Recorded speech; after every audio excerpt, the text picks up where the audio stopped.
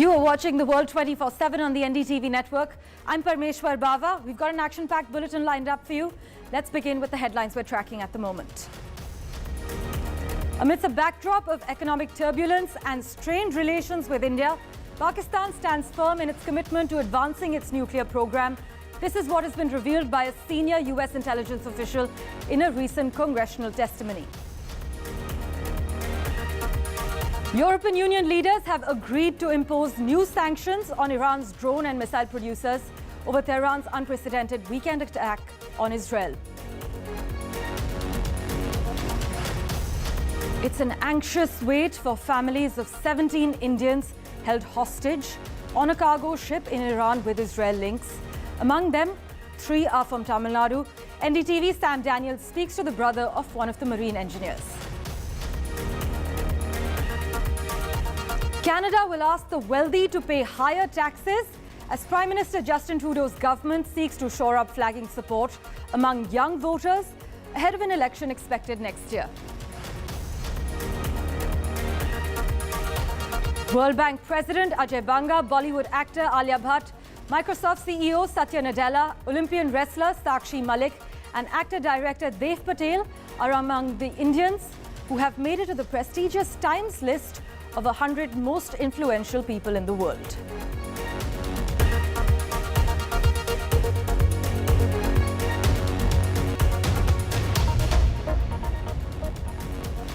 Well, our big focus, amidst a backdrop of economic turbulence and strained relations with neighboring India, Pakistan stands firm in its commitment to advancing its nuclear program, as revealed by a senior US intelligence official in a recent congressional testimony. In fact, Lieutenant General Jeffrey Cruz, the director of the Defense Intelligence Agency, he highlighted that Pakistan's resilience in pursuing nuclear modernization, these efforts were happening despite them facing significant financial challenges on ground zero. Now, for further clarity, let's go across to my colleague Mohammad Ghazali, who joins us with a quick roundup of what has been happening. Ghazali, bring us up to date. We've heard lots of revelations by a top US intel official. Yeah, so what he has stressed is that Pakistan's defense policy is strongly influenced by its contentious relationship with India. And despite the economic turmoil, as highlighted in that report, Pakistan continued its nuclear modernization efforts in the past year. And Mr. Cruz, who was informing or sharing this report, also informed the lawmakers there that Pakistan's efforts to seek international support, including from the UN Security Council, in resolving its dispute with India over Kashmir. But despite all this, the focus was that how, despite the economic turmoil, Pakistan has continued its nuclear modernization efforts. And he also shared certain data, like as of January 2023, Pakistan is reportedly in possession of 170 nuclear warheads, as indicated by the Stockholm International Peace Research Institute. And facing financial challenges, Pakistan is also relying on support from allies such as China and Saudi Arabia to overcome its economic difficulties. And additionally, Pakistan's Finance Minister, Mohammad Aurangzeb, the Finance Minister of Pakistan, is currently in Washington to negotiate a new loan package with the International Monetary Fund. So this, and he also went on to quote about what kind of terrorist threat Pakistan has been facing, what kind of economic challenges Pakistan is facing. But despite both these challenges, the neighboring country continues with its nuclear policy, or its focus has remained on the nuclear policy all this while. Right, thank you so much, Ghazali, for that update on the broadcast. We also have with us Calvin Dark, Global Affairs Analyst. Thank you so much, Mr. Dark, for making time for us and joining us live on NDTV. We've just heard Mohammad Ghazali's report as well. You know, poor policy choices combined with a series of shocks. There's COVID-19, the devastating floods that Pakistan saw, adverse global conditions. These have caused growth to slow, poverty to increase, and brought Pakistan to the brink of debt default. And yet now, intel from the US claims that Pakistan sustained its nuclear program despite all this turmoil, as its contentious relationship with India continues to drive its defense policy. How exactly do you evaluate this decision? Well, yes, good to be here. I think the message from the United States in this testimony before Congress was pretty clear, that Pakistan has judged it the most, judged that continuing and strengthening its nuclear program is a priority, that it's existential to their security, So much so that it has continued despite the economic challenges that you talked about. And it just goes to underscore what they perceive the threat and threats are for why they need to continue to pursue this program for deterrence. So I think that's the message that we're seeing in this testimony about Pakistan's motives. I also think that one of the other things that was noted in the testimony that's noteworthy is the connection with China, because obviously the United States is paying close attention to that, because as China becomes a partner or an increasing partner with Pakistan, particularly with arms and weapons, that's going to be something on the United States radar as well. Right, Mr. Dak, also Islamabad modernizing its nuclear arsenal and improving the security of its nuclear materials. It's also successfully tested a medium-range ballistic missile, as per a report I read. Now, as nations continue their efforts to modernize their military capabilities, the evolving nuclear landscape undoubtedly has far-reaching implications for global security, right? Yes, and that's why there's always got to be this balance between security, because as we talked about the economic dimension of continuing to pursue the nuclear program, without security, there is no economic prosperity. So Pakistan realizes that if that security apparatus is not secure, secure for their future, prosperity and economic development won't matter. But now that also underscores the fact that these programs have to be managed. And that's not an easy thing to do, because we have to be able to allow countries to provide for their own defense, to provide for their own deterrence. But like you said, in a world where nuclear arms are increasingly a part of nations' defense strategies, we have to make sure that that arms race doesn't put everybody in danger. And I think that's why this was important to the United States. And the United States is trying to consider what can its role be to allow countries to develop their defenses, but without upsetting the balance of power, particularly in the region and particularly as it relates to our allies. Right. Mr. Dak, isn't it baffling that on one hand, cash-strapped Pakistan, as we've touched upon, is banking on close allies like China and Saudi Arabia for loans to actually tide over their economic woes? Pakistan's finance minister, as we speak, has actually touched down in Washington to discuss a new loan package with the IMF. Doesn't it make you question Pakistan's priority and their modus operandi? Well, it doesn't make me question their priority, because I think it's clear their priority is that their defense is the priority, even, like I said, through the economic times. But I think that one of the things that Pakistan, I'm sure, is aware of, and that the world is watching, I know the United States is watching, is that these increased partnerships, particularly with China, are not without strings. Each of these partnerships, be with China or with Saudi Arabia, comes with their own strings attached. And what's interesting is that this may be beneficial, for example, on the weapons cooperation, but how does that affect Pakistan's potential relations with the United States or with other countries? And so I think the message the United States is going to try to send is that Pakistan needs to be aware that the strings with some of these relationships might hinder future partnerships, potentially with the United States and others.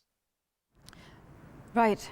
As we wrap, I must also highlight that in Pakistan, human development outcomes remained at levels we see in much poorer countries, while per capita income growth has been declining in the face of low productivity and high fertility. But thank you so much, Calvin Dark, for making time for us and joining us live on NDTV for deeper insight into the matter. Thank you.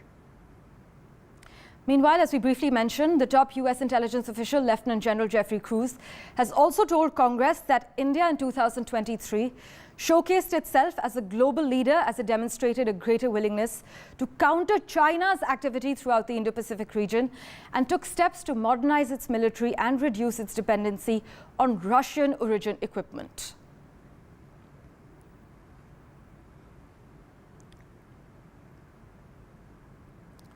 Well, in other news, it's an anxious wait for families of 17 Indians who were held hostage on a cargo ship in Iran with Israel links. While presently they are safe and in touch with the families, they want the Indian government to ensure their safe return before the situation escalates. Now, among them, 3 are from Tamil Nadu. My colleague Sam Daniel Stalin spoke to the brother of one of the marine engineers. Here's what he told us. How worried is the family? Yeah, we have a aged parents, like they are both 60 plus. They are pretty much like very much in distress, because this is my elder like younger brother, and he's very pet to them, and they are in very distress. And today was my mother's birthday. She couldn't even celebrate it. What does he say? How is he? For the past 2 days, he's been talking to us like half an hour. So because they are giving the mobile phone to contact the communicate to the family for half an hour. So he's like he assured that he is very much safe over there, and the Irans did no harm to them. They are absolutely okay. But the thing is, they don't have the communication throughout. They can communicate only for 30 minutes a day.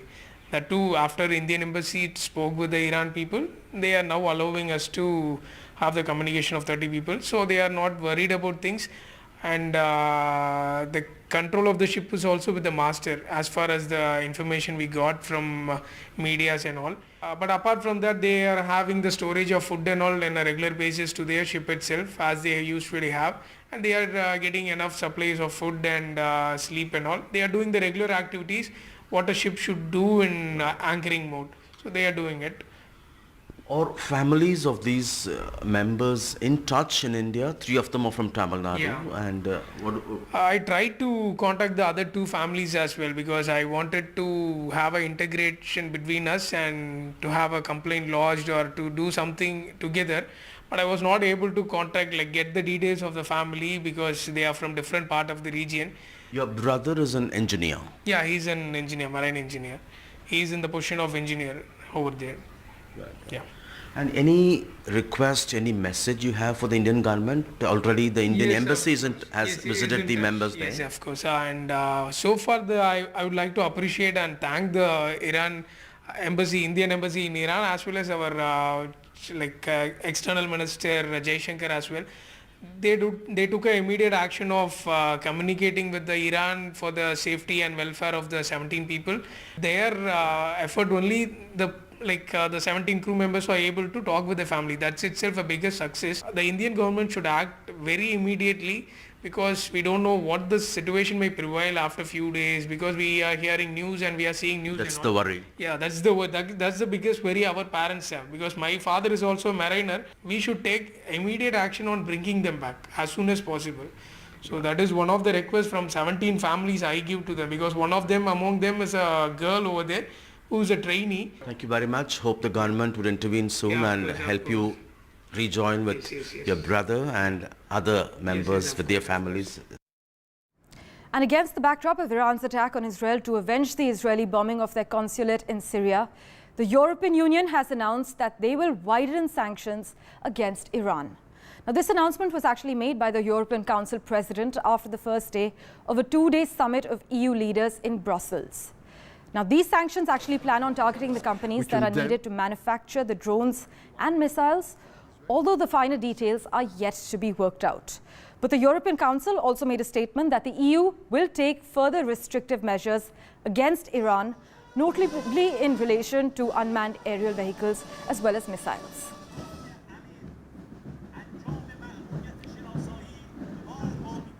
Well, switching tracks, high expectations have been set for India's economic progress amidst IMF's positive growth projections and Tesla's imminent launch in our country.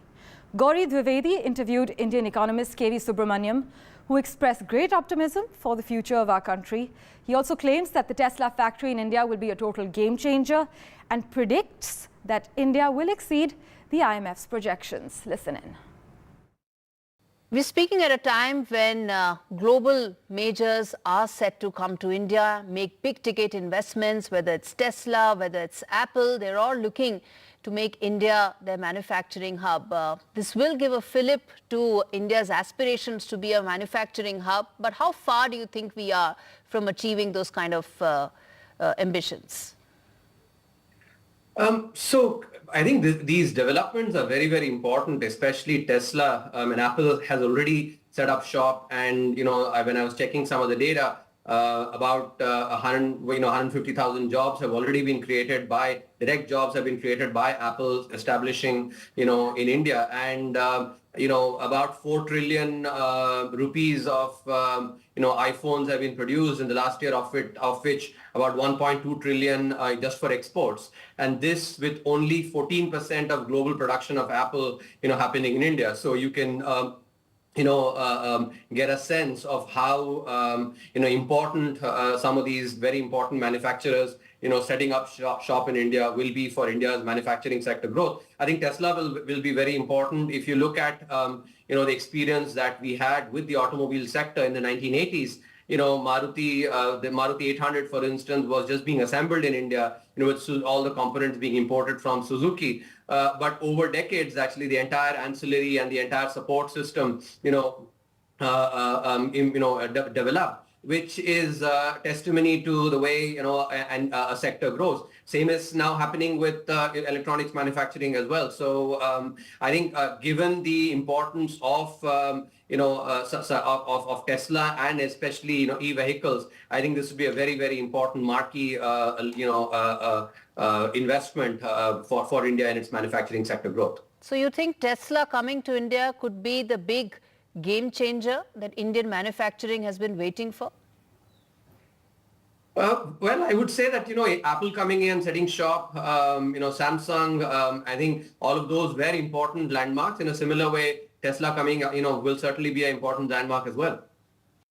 Sir, firstly, the IMF report card that has come out as far as the health of the global economy, it puts India right at the center in terms of being a key driver of global growth. How satisfied are you with the numbers that are being put out, given that you've felt in the past and successively that India can actually achieve 8% and higher growth rates? So Gauri, if you look at the numbers that have been put up for the year 2023, which actually corresponds to our financial year ending March of 2024, IMF is estimating growth at 7.8%. And I think that is closer to what I expect. You would recall that in the first 3 quarters, we've had growth of 8.2%, 8.1% and 8.4%.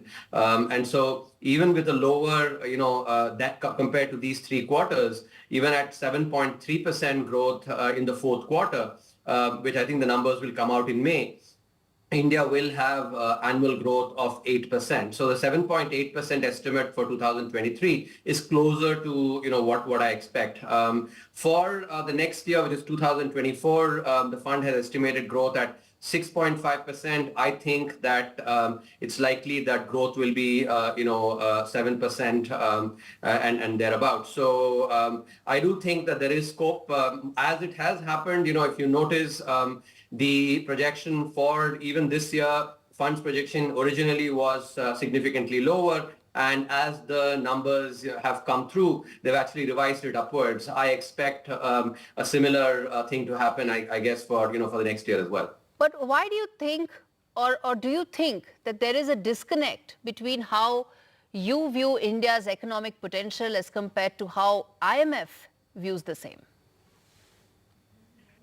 So if you go by the data, in September of 2021, when we were emerging out of the pandemic, in my media interactions, I had mentioned that India will have 7% plus growth, and that is what has indeed transpired. If you look at the projections of the fund, IMF staff's projections, they have been less than 7%, while growth has actually been more than 7%. So I guess the data speaks for itself.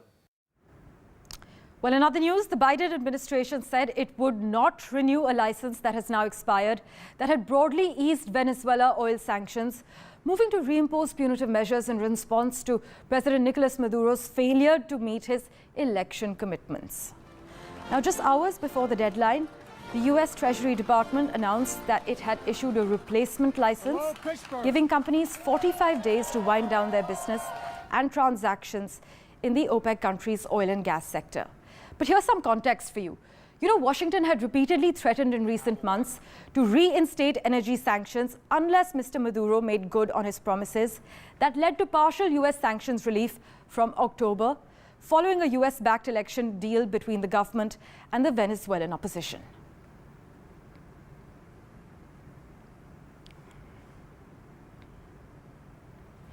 And Canada has revealed a new tax on wealthy individuals that will bring in billions of dollars over the next 5 years to help the government fund housing programs designed to win over disgruntled voters. We have the details lined up for you right after this very short break.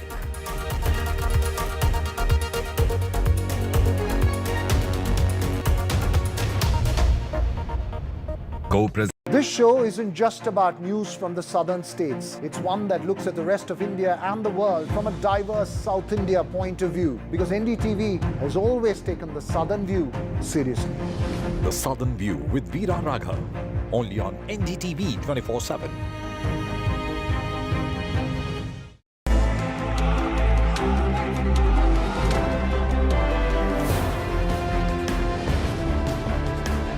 The biggest carnival of democracy, India's general election. Prime Minister Modi makes a formidable bid for a hat-trick. The opposition is trying to mount a united challenge. And the southern parties are standing their ground. As battle lines are drawn, Join us on an exciting journey on the road to 2024. Indian elections, a festival like no other. And NDTV covers elections like no other. When India votes, you can count on us.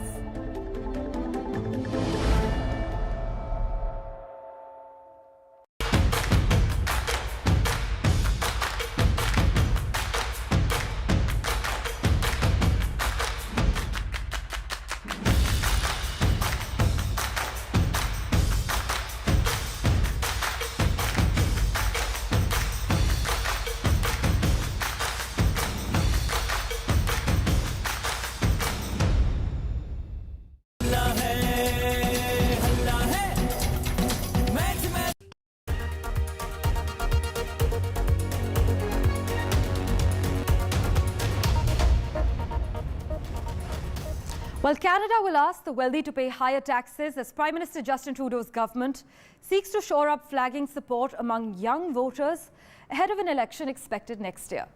The Canadian Minister of Finance has said in the annual budget announcement that the wealthiest Canadians should pay more, while billions of dollars would be invested in education, housing, jobs, and mental health services. Now, this budget proposes 53 billion Canadian dollars, which is about 38 billion US dollars, in new spending over 5 years, much of it directed towards millennials and Gen Z in the form of affordable housing, student grants and loans, rent subsidies, and work placement programs. So what exactly is the Trudeau government proposing? Well, under these new proposals, capital gains over 250,000 Canadian dollars would be taxed at 66.7%. That's up from 50%. Raising nearly 20 billion Canadian dollars in revenue over the next 5 years. Now, while the Canadian government denies that the latest budget is mainly a political exercise, their Minister of Finance nonetheless acknowledged that for anyone under the age of 40 in Canada, it's just harder to establish yourself than it was for the generations that came before. But it's crucial to note that some experts on Ground Zero are arguing that this is not a game-changing budget. It continues Canada on the path of increased spending and taxation, leaving long-term challenges such as productivity and competitiveness largely unaddressed and kicking the fiscal responsibility can down the road.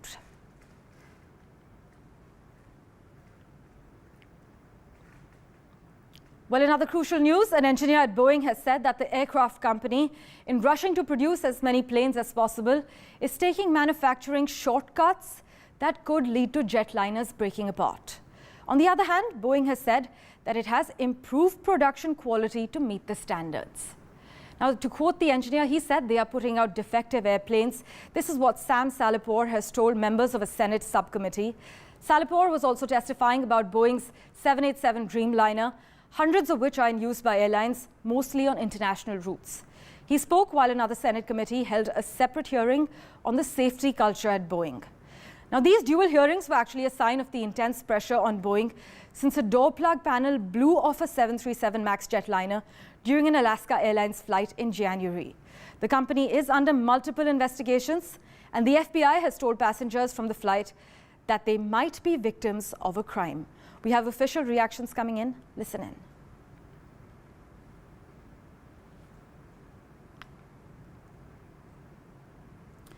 Well, in other news, Hugh Grant has accepted an enormous settlement from The Sun, the tabloid. in return for dropping his claim that he was illegally targeted by the newspaper's journalists. He had accused the son of unlawfully tapping his phone, bugging his car, and breaking into his home to snoop on him. Grant had said he had wanted to fight the case and go to trial where the son's top executives could be called to give evidence, but he has concluded he cannot afford to turn down the payout from the Rupert Murdoch-owned newspaper, which he will be donating to press regulation charities. And finally, World Bank President Ajay Banga, Bollywood actor Alia Bhatt, Microsoft CEO Satya Nadella, Olympian wrestler Sakshi Malik, and actor-director Dev Patel are among the Indians who have made it to the prestigious Times list of 100 most influential people in the world.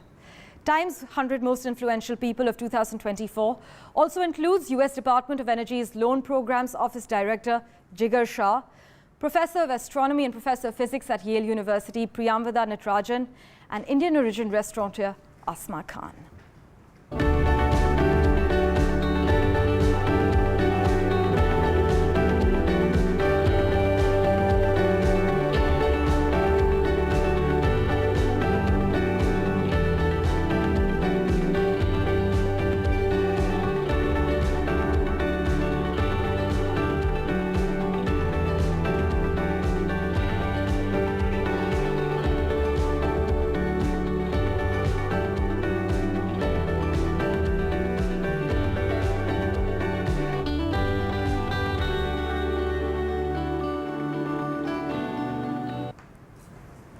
Thank you for investing your time in watching this edition of The World 24/7 on the NDTV network. We'll be tracking all the latest updates for you from India and around the world. Do stay tuned.